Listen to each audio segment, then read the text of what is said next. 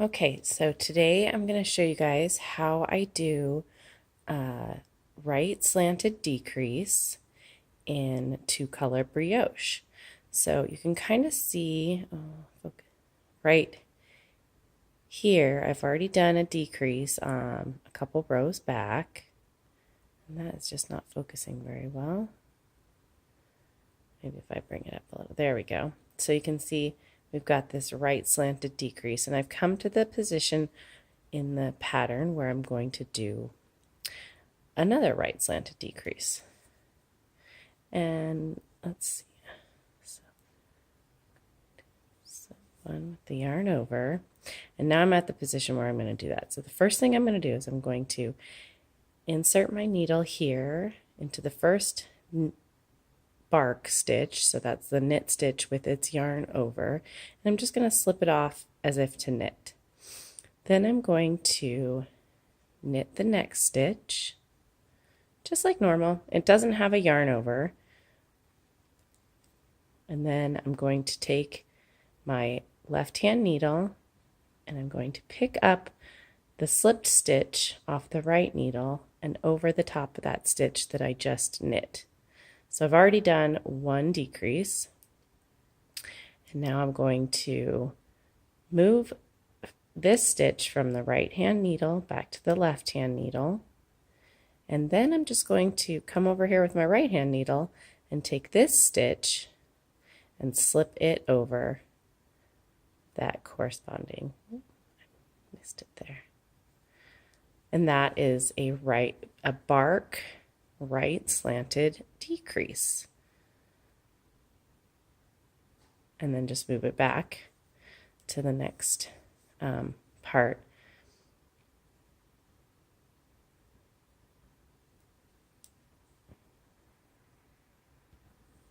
Okay, so let's try that, show that again. So here I am.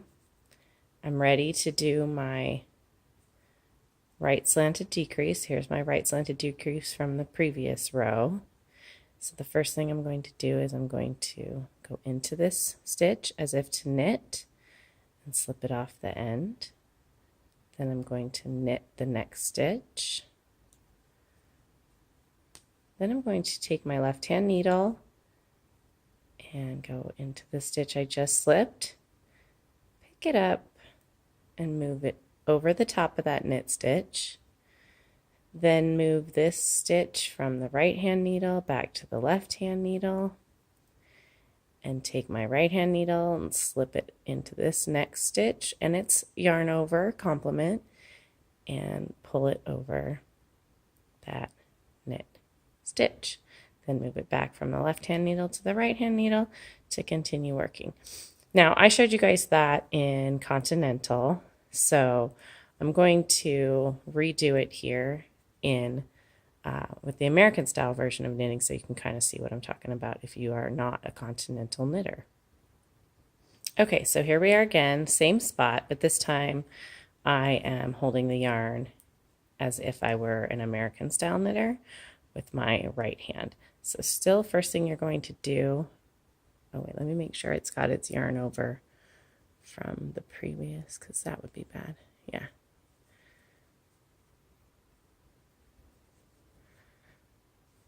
So first thing I'm going to do is going to slip this stitch. Oh, let's get down here where you can actually see it. Slip this stitch as if to knit. Then I'm going to go into this next stitch. Sorry, I don't knit American style very often. And then I'm going to knit that stitch.